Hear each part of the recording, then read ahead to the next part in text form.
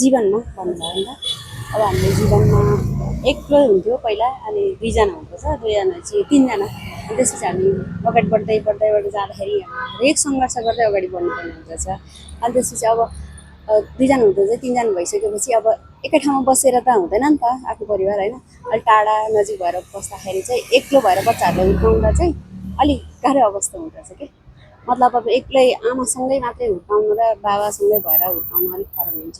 किनभने बच्चाहरूलाई दुवैजनाले हुर्काउनुमा दुवैजनालाई थाहा हुन्छ नि त बच्चाहरूलाई कसरी हुर्काउनुपर्छ, अनि बच्चालाई कसरी बच्चा हुर्किँदैछ भनेर एउटा बाउले पनि थाहा पाउनु हुन्छ कि।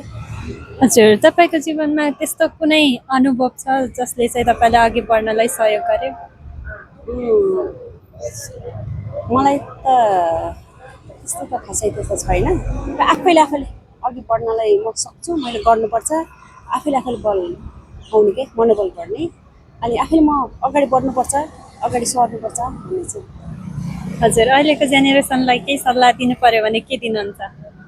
हामी चाहिँ कस्तो हुन्छ भने अब एउटा छोरी मान्छे भएर होइन, बाबाआमासँगै बस्दाखेरिको फ्रिडम हुन्छ। अब जसरी हुर्किनुपर्छ त्यसरी हुन्छ, केही छैन हुन्छ। एउटा आमा भइसकेपछि चाहिँ हामीले बच्चाहरूलाई हुर्काउने तरिकादेखि लिएर हामी बच्चा सँगसँगै हुर्किँदो रहेछ क्या। हामी, म पनि सानो भएको क्या। अनि त्यही भएर सँगसँगै कति वर्षको उमेरमा बिहे गर्नुभएको? 18 वर्षमा गरेको। अनि सँगसँगै हुर्किँदै गएपछि आमा र छोरा सँगसँगै हुर्किँदो रहेछ। अनि हामीले पनि त्यतिखेर चाहिँ एउटा आमा हुँदैछौँ भनेर चाहिँ हामी आफैलाई अनुभव हुँदो रहेछ कि।